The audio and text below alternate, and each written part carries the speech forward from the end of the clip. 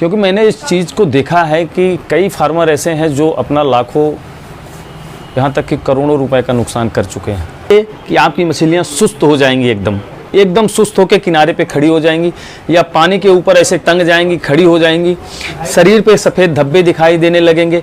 इन समस्याओं के लिए हमारे पास बहुत अच्छी दवाएं हैं, आप लोगों ने देखा होगा। और ये जो दवाएं हैं ये बेसिकली बहुत ही कारगर दवाएं हैं, 100% ये रिजल्ट आता है, काम करता है और आज लाखों किसान इस दवाओं के माध्यम से संतुष्ट हो चुके हैं। नमस्कार किसान भाइयों, हाईटेक किसान यूट्यूब चैनल पर आप लोगों का एक बार स्वागत, वंदन और अभिनंदन करते हुए मुझे बड़ी खुशी हो रही है कि आप लोगों का ऐसा ही प्यार और आशीर्वाद इस चैनल पर हमेशा आप लोगों ने बरकरार किया है। हमारी बातों पर आप लोग हमेशा खरे उतरे हैं। आप लोगों ने जो प्यार दिया है इसके लिए आप लोगों को एक बार मैं दिल से धन्यवाद देता हूँ। किसान भाइयों, आज हम मछली पालन व्यवसाय में मागुर मछली को लेकर जो समस्याएँ आ रही हैं उन समस्याओं से कैसे निजात दिलाया जाए, इस विषय पर डिटेल से बात करेंगे। क्योंकि मैंने इस चीज़ को देखा है कि कई फार्मर ऐसे हैं जो अपना लाखों यहाँ तक कि करोड़ों रुपए का नुकसान कर चुके हैं।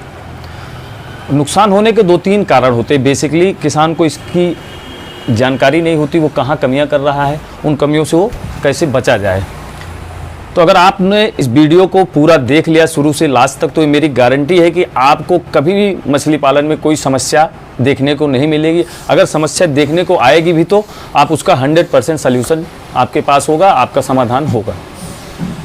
तो चलिए आज हम स्टार्टिंग से बात करते हैं। खासकर ये जो सीरीज़ है ये खाली मागुर मछली को लेकर है। वैसे ये डिजीज़ तो सभी में आती हैं, सभी में ये बीमारियाँ, ये दवाएँ काम करेंगी, लेकिन हम मागुर मछली पर आज इस के माध्यम से आप लोगों को बताएंगे कि आप लोग जब सीड डालते हो, सीड डालने से लेकर लास्ट हार्वेस्टिंग तक कहाँ किसान गलतियां कर रहा है, उन गलतियों से कैसे बचा जाए। सबसे पहले जिस दिन आप सीड स्टॉक करते हो, कहीं से भी आप सीड लेके आते हो, तो कोशिश करिए कि बाई ट्रेन बाई वाला सीड आप ना लें, आप बाई रोड जो आपके पास बच्चा सप्लाई करे उससे लें। क्योंकि जब ट्रेन से के माध्यम से बच्चे आते हैं, ऐसी कंडीशन में बच्चे बहुत स्ट्रेस में हो जाते हैं क्योंकि वाटर एक्सचेंज नहीं हो पाता, डिजॉल्व ऑक्सीजन का लेवल पानी में एक लिमिटेड मात्रा में होता है और वो घटने लगता है। ऐसे कंडीशन में जब बच्चे आप अपने तालाब में स्टॉकिंग करते हो, डालते हो, तो बच्चे स्ट्रेस में आ जाते हैं। अगले दिन से ही बच्चे सीधे देखेंगे आप मुंह ऊपर करके खड़े हो जाते हैं और मोर्टेलिटी होने लगती है, मरने लगते हैं। ऐसी कंडीशन में ऐसा नहीं है कि इसको बचाया नहीं जा सकता, इसकी भी दवाएं हैं। आप उसमें प्रॉपर सैनिटाइजर BKD का आप प्रयोग कर सकते हैं, आयोडीन 20 का प्रयोग कर सकते हैं। इससे आपको इस समस्या से निजात मिल जाएगी। लेकिन कोशिश करिए कि आप सीड जब भी मंगाएं, 10 पैसा महंगा पड़ जाए, फिंगरलिंग प्लस का सीड मंगाएं और बाई रोड आपके दरवाजे तक आए, वही सीड आप प्रेफर करें, जो मेरा एक सजेशन है। दूसरा, आफ्टर कल्चर, जैसे कि कोई किसान भाई सीड लाया और स्टॉक किया और अगले दिन से ही उसको दबा के फीडिंग कराने लगा। फीडिंग का भी एक रेशियो होता है, उस रेशियो में ही आपको मछलियों को दाना देना चाहिए। बॉडी वेट के 2%, स्टार्टिंग में जब आप फीड डालते हो तो शुरुआत में 2% से शुरू करो। अगर बहुत छोटी मछलियाँ 3%, 4%, 5%, 6% तक आप जाया जाता है, लेकिन वो बॉडी वेट के अकॉर्डिंग होता है। वो हम डाइट चार्ट आप लोगों को, अगर जिनके पास नहीं है, वो हम दिए गए स्क्रीन के नंबर पर कॉन्टेक्ट करके हमसे मंगा सकते हैं। हम डाइट चार्ट उनको व्हाट्सएप कर देंगे, उस डाइट चार्ट को आप फॉलो करो। उसके बाद आफ्टर कल्चर, मिड कल्चर में किसान भाइयों से गलती होने लगती है। अब सीड आपका ठीक चल रहा है, कल्चर आपका सही चल रहा है, आपने 1 महीना प्रॉपर फीडिंग कराया, मछली का वजन 100 ग्राम हो गया।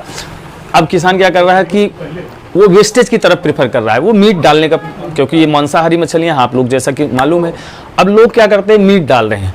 मीट डालने का भी एक तरीका है कि वो उनके बॉडी वेट के किस रेशियो में मीट डालना है और मीट डालते समय हमें किन किन बातों का ध्यान देना है। यहाँ किसान चूक कर रहा है, वो मीट एक्सेस डाल रहा है, उनको ये नहीं मालूम है किस रेशियो में हमको डालना है। किसी दिन उन्होंने 100 किलो डाल दिया, किसी दिन 200 किलो डाल दिया, किसी दिन 50 किलो डाल दिया। तो जब आप एक्सेस फीडिंग डालते हो तो वाटर मैनेजमेंट जो है आपका मिस होगा, आपका अमोनिया बढ़ेगा, आपके तालाब में वेस्टेज जनरेट होगा, नाइट्राइट बढ़ेगा, तमाम प्रकार के विषैले गैस हमारे तालाबों में प्रोड्यूस होंगे, इससे समस्या जनरेट होगी। तो सबसे पहले तो आपको इस चीज़ का ध्यान देना है कि आपका जो फीड रेशियो है वो मानक के अनुरूप ही उनको खिलाएं, बॉडी वेट के अनुरूप दें, कितने % देना है उसका विशेष ध्यान दें। अगर आप ओवर फीडिंग आपने करा दी है मछलियों को, तो आप देखेंगे कि आपकी मछलियाँ सुस्त हो जाएंगी, एकदम सुस्त होकर किनारे पे खड़ी हो जाएंगी, या पानी के ऊपर ऐसे टंग जाएंगी, खड़ी हो जाएंगी, शरीर पे सफ़ेद धब्बे दिखाई देने लगेंगे, ड्रॉपसी डिजीज टाइप का उनके गले के नीचे स्वेलन हो जाएगा, पेट उनका फूल जाएगा, पेट में पंच करोगे तो उसका पानी निकलना लगेगा। ऐसी तमाम प्रकार की समस्याएं आप लोगों को देखने को मिलती हैं। और इन समस्याओं से ऐसा नहीं है कि निजात नहीं पाया जा सकता। इन समस्याओं के लिए हमारे पास बहुत अच्छी अच्छी दवाएं हैं, आप लोगों ने देखा होगा। और ये जो दवाएं हैं ये बेसिकली बहुत ही कारगर दवाएं हैं, 100% ये रिजल्ट आता है, काम करता है। और आज लाखों किसान इस दवाओं के माध्यम से संतुष्ट हो चुके हैं। कुछ किसान तो ऐसे हैं जिनका पूरा कल्चर बर्बाद हो गया था, थोड़े बहुत माल बचा था, लेकिन मैंने इन दवाओं के माध्यम से प्रयोग करा के उन मछलियों को फिर से एज इट इज़ ले आया। लेकिन समस्या ये नहीं है कि जब समस्या आती है तो हमें ये पता होना चाहिए कि हमारी समस्या किस कारण से आ रही है। आप लोग डायरेक्ट हमको फ़ोन करते हो और जब आप कहते हो कि ये समस्या है, तो समस्या हमें जानने के लिए एक अच्छा विकल्प ये है कि आप अपनी जो मछलियाँ मरी हैं उनकी एक वीडियो बना लीजिए, अपने एक तालाब का वीडियो बना लीजिए पानी का, वो आप हमको सेंड करिए। उसको देखने के बाद जो उचित राय होगी वो हम आपको दे पाएंगे। लेकिन अगर आपकी मछलियों में कभी भी कोई समस्या आपको देखने को मिल रही है, आप स्क्रीन के दिए गए नंबर पर हमसे कांटेक्ट करके ये दवाएं COD सुविधा के माध्यम से ऑल ओवर इंडिया सप्लाई है, आप इसको मंगा सकते हैं। और मेरा दावा है कि ये दवाएं आपको देखिए, आप नाम पर मत जाइए। कई किसान भाई हमसे फ़ोन करके ये कहते हैं कि सर आपने तो बताया था सैनिटाइजर डाल दीजिए, मैंने ये शुक्राना डाल दिया, मैंने वो डाल दिया, लेकिन अभी रिलीफ नहीं हो रहा है। तो किसान भाई रिलीफ ना होने का प्रमुख कारण ये है कि आप जो मार्केट से दवा ले रहे हैं वो लोकल दवाएं आपको उपलब्ध की जा रही हैं। प्रॉफिट ऑफ परसेंटेज ज़्यादा है, किसान का लाभ उसमें कम है, उसमें दुकानदार का ज़्यादा बेनिफिट हो रहा है। इस कारण से आप लोकल दवाएं खरीदने से बचें। लोकल दवाओं से आपका रिजल्ट नहीं आता है। आप एक ही बार में जो है अच्छे से अच्छी चीज़ का प्रयोग करें। तो मेरे कहने का मतलब है कि आप जब इस तरह से फीडिंग कराएं तो उसको प्रॉपर एक फीड मैनेजमेंट रखें। अगर ये डिजीज़ आ रही है तो इसकी दवाएं आप पहले से मंगा के रखें। आफ्टर कल्चर भी आपको ज़रूरी नहीं है कि आपकी तालाब में समस्या नहीं है तो आप मेडिसिन का प्रयोग नहीं करेंगे। आप मेडिसिन को प्रिकॉशन के रूप में हर 15 से 20 दिन में सैनिटाइजर का प्रयोग करते रहिए, दवाओं का प्रयोग करते रहिए। ये बताइए, अगर आपका 10 लाख का माल है और अगर आप 20,000 की मेडिसिन डाल कर उस 10 लाख की मछलियों को सेव कर सकते हो, तो ज़रूरी थोड़ी है कि आप इंतज़ार करो कि जब तक बीमारी ना आए हम अपने तालाबों में दवा का प्रयोग नहीं करेंगे। ये एक मिथ्या है और लोगों ने ये भी मिथ्या बना रखा है मांगुर को लेकर कि ये किसी प्रकार के पानी में, किसी प्रकार के एटमॉस्फेयर में, किसी प्रकार के तालाब में ये हो जाएगा। ये बहुत ही हार्डी मछली है। यस, हार्डी मछली तो है, ये होने को तो हो जाएगा, लेकिन इनको भी पानी के जो पैरामीटर हैं वो इक्वल चाहिए, उनको बैलेंस चाहिए। ये नहीं है कि अमोनिया 8 ppm भग गया, पानी एकदम दूषित हो गया, मछली वहाँ पे सर्वाइव करेगी।